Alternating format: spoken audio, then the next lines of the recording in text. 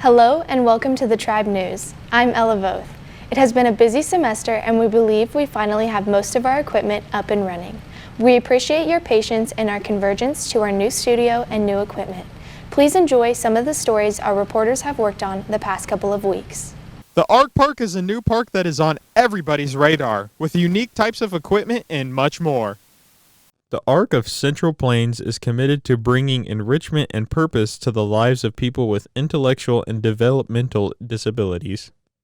There are an estimated 1,400 children and adults with disabilities in our area. The complex would also draw families from surrounding towns, any wheelchair user, children with undocumented disabilities, families traveling through Hays, and all other children. All three play spaces are greatly needed. Outdoor play stimulates speech, cognition, gross motor skills, fine motor skills, and social skills more efficiently than any other method of instruction. New rules have been posted due to teenagers misusing and vandalizing the equipment. They have been putting more than the recommended amount of people on the equipment, cussing in front of younger children, and playing rough around younger children. If you catch someone misusing the equipment, please contact the Hays PD non-emergency line 785-625-1030. Come on down to Hays, Kansas and visit the Arc Park. I'm Cooper Schubert, reporting for Tribe Broadcasting. Hi, I'm Jake Monty reporting for Tribe Broadcasting, and today, me and fellow reporters Lainey Hardman and Elizabeth Klingen got to talk to staff and students about our new lunch schedule. Now to Elizabeth, who got to talk to Assistant Principal Fred Winter and other staff. Mr. Winter, could you explain to me what the new lunch schedule is and why it's in place? Well, the new lunch schedule is not much difference. There's 4 lunch cycles when we were doing the waterfall system with the 4, but those are actually now 4 separate lunch periods. And so the only difference is everybody goes to lunch at the same time. We set the bell system up so students are dismissed and returned at that time. And then the other one is that everybody they have to wait a little bit in line, which we're working on with the cooks and to make it a little bit more streamlined as far as to go through quicker as we had before. However, there's just a little process, but the biggest thing is safety and keeping the learning environment quiet in the hallways. We had too many people in the hallways waiting outside their classrooms, not returning on time. Had issues in the bathroom with things happening when they shouldn't have. But the students have the same time to eat. It's 25 minutes. Some of that is they visit while they're in line and go in and eat. But the quickest to get through is 6 to 7 minutes. But that is the main reason why we have our lunch period. I'm too wordy right there. Sorry. I'm here with Joanne Von Felt. Will you give me your opinion on the new lunch schedule and how it affects you? Well, the new lunch schedule is very new, and so there are a lot of things we need to adjust. We are serving the same number of kids, so as far as the food preparation, it doesn't affect us. The only time that it affects us is that the kids take a little bit longer getting through the line because of servicing themselves on the condiment bars, and it does make us a little later getting out at the end of the day because we don't get the dishes into the dish room as quickly. Right. And so as far as it being a problem, it's not a problem for us. I feel a little bit bad for the kids that may have to wait. I know how excited lunch is for everyone. It's kind of the treat of the day, I would assume. So other than that, I don't know anything else. It hasn't bothered us that much as far as in the food prep part. I went through the lunch line because I've heard a lot of student feedback and I wanted to have my own feedback and see how it really worked. And I can see where students are a little bit frustrated because it seems to take a little bit longer to get their food than it was in the past. But I do know that administration and the people in the lunchroom are working to try to make the process faster so students can get through faster. But yeah, I just wanted to see for myself how that was really going. I think the new lunch schedule actually is really good for teachers because we don't have students in the hallways all the time. During lunch, the way lunch used to be, there would be always students in the hallway, and as students walk by, obviously there's interaction between students in your room and students in the hallway, so that's good. And it benefits me because my room now is very quiet during lunch. I don't have students coming in and coming out as they're trying to find something to do. They're in the lunchroom all the time, so there's really no wandering in or wandering out. So that's how it affects me. Well, I think the purpose of it was to reduce traffic in the hallway, so mission accomplished. But I don't know that it's been a good change for our students. It sounds like kids aren't getting as much time to eat, and it's become a stressful time rather than a time for kids to get something to eat, socialize, and just have kind of a brain break. So I don't know, I think we might need to look at some different options and see if there's not a better way to accommodate the teacher side of things and the student side of things. And I think probably the greatest issue at play here is the fact that our facilities don't accommodate our students. The cafeteria has always been overcrowded, and now that we're trying to do some different things with students, it just makes for a situation that's not ideal for the kids. Now to Lainey, who got to talk to different students about their opinions. What is your opinion on the new lunch schedule? I think there's some good and bad things about it. The one thing is when I talked to one of the lunch ladies, they have a lot of downtime when we're like sitting in there.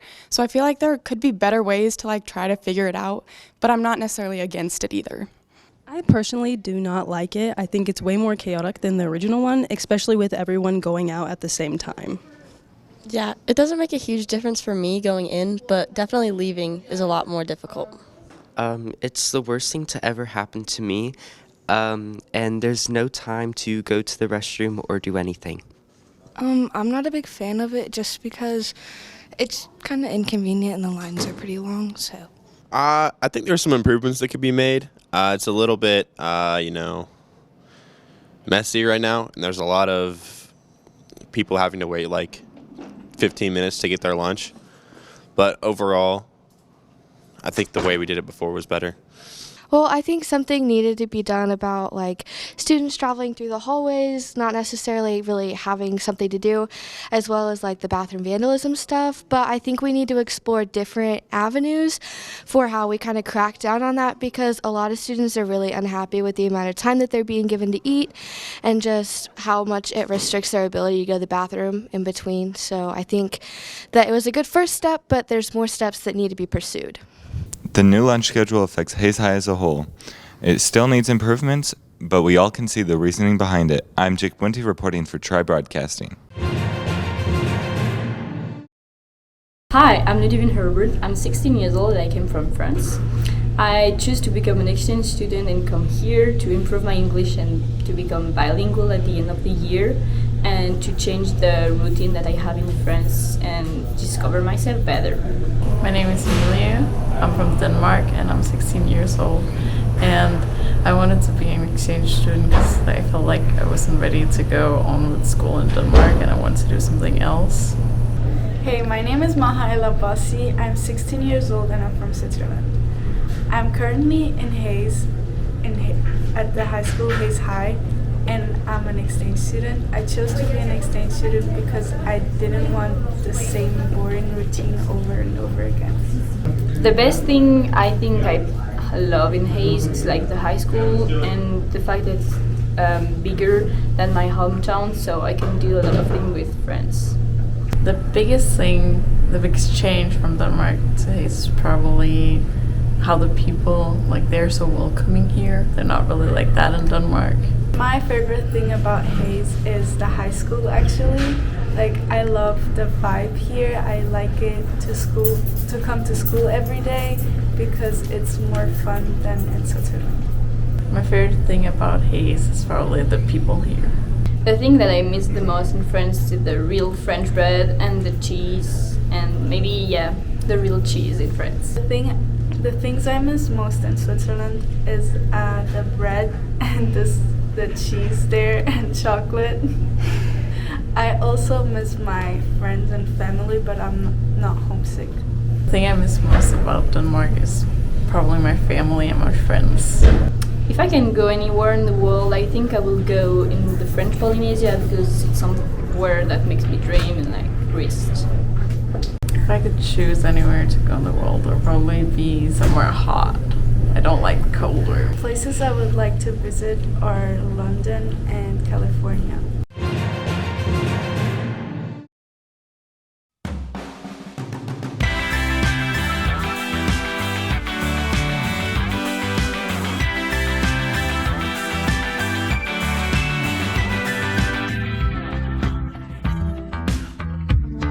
Hi, I'm Laney Hardman with Tribe Broadcasting.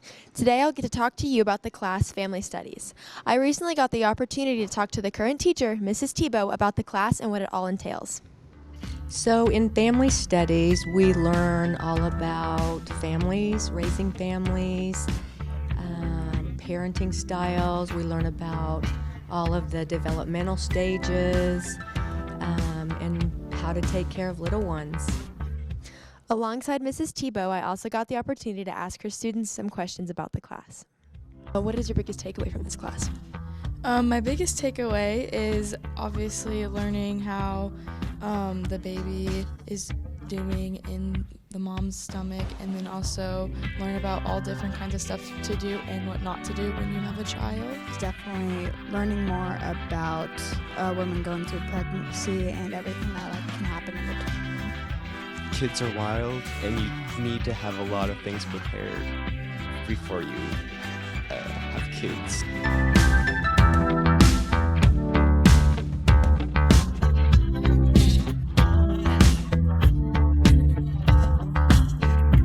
What is your favorite part about teaching this class? My favorite part is watching the students and how intrigued they are with the information that they're learning.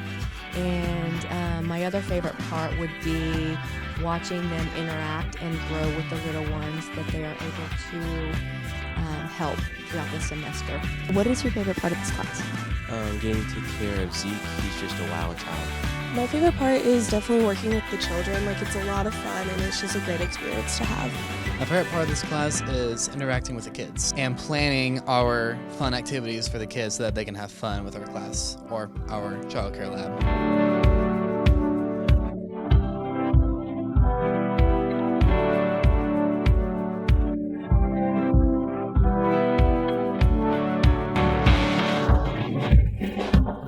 Why did you take this class? I love children. I did take this class last year, but I wanted to take it again because I want to be an elementary education teacher and it gives me just more experience. I took this class for mainly a career choice I'm thinking that I plan to be, which is a art or music therapist, so that I can get some experience with the younger children or my clients if I do become an art therapist. Why did you want to teach this class, and what do you hope your students get out of it? Why I wanted to teach this class, it was a class that they gave me in my schedule, and I'm absolutely delighted that they did. And what do I hope my students get out of this class? If they do choose to have a family one day, I hope that through family studies they have learned many, many important skills that they'll be able to utilize throughout their lifetime. As you can see, this class is not only beneficial, but highly recommended. The students enjoy and learn a lot, and not only benefits them, but the children who come in.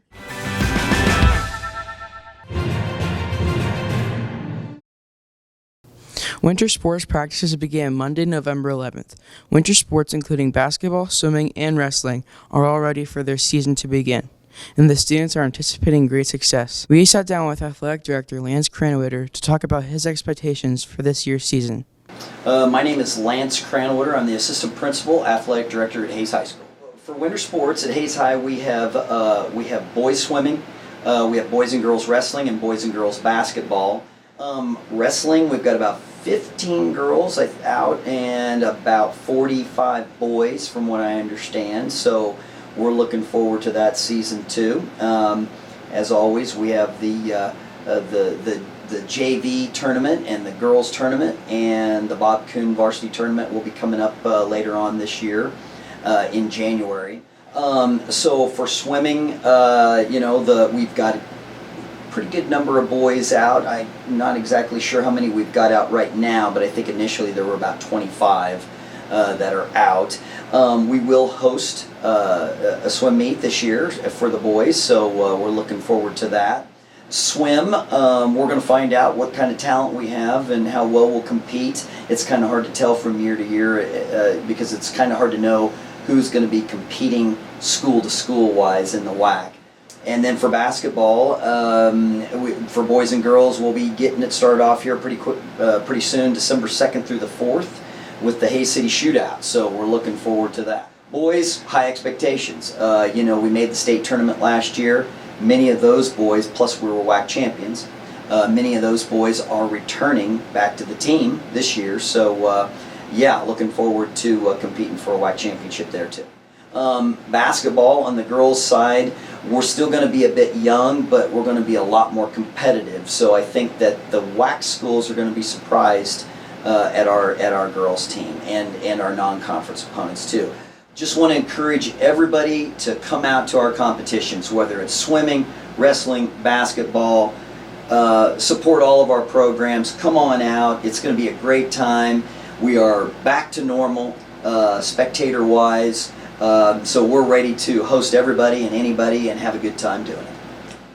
Catch our great student athletes as they begin competition in early December. I'm Will Lindenberger, reporting for Tribe Broadcasting. Hi, I'm Haley Wolf. I teach physical education, health, and aerobics, and I also help coach cross-country girls basketball and track. And a couple of students had approached me a little bit ago about the opportunity to add in a new club here at Hays High School, and that is the Disc Golf Club. And it's an exciting new opportunity, I think, for some kids who are interested in learning more about the sport. It's a growing sport here in the community and elsewhere, so I thought it was a great idea. And we're planning on having a couple of meetings, and then after that we're going to plan on doing it maybe once every week. And the first couple will be in the lecture hall, and after that it'll more than likely be after school where we meet on the grounds and hopefully get enough interest to where we can get some rounds and get some practice in. But the plan for it would be initially to kind of raise some money, get some new equipment, either some frisbees or new discs, new baskets, and get a nice course here on campus. And then later on, the hope is at some point to get enough interest that we can take some kids to some tournaments, either in the community here in Hays or elsewhere. That was something that had been approached to me about and I thought was a good idea. So we can hopefully have something along the lines of our own Hays High disc golf team. So we're going to be having some meetings here coming up. The schedule for those isn't exactly set just yet, but we will be putting those out online and on social media and other places where you can look to see what those schedules are. So if you're interested in joining the Disc Golf Club and learning more about the sport and how you can be more active, because it's a great physical activity too, come see me, or some of our leaders here would be Brighton Unsworth and Brennan Stoltz. Those are some great people to talk to as well. We hope you enjoyed the stories, and we look forward to seeing you all in the new year. From everyone here at Tribe Broadcasting, we wish you a Merry Christmas and a Happy New Year. For Tribe Broadcasting, I'm Ella Voth.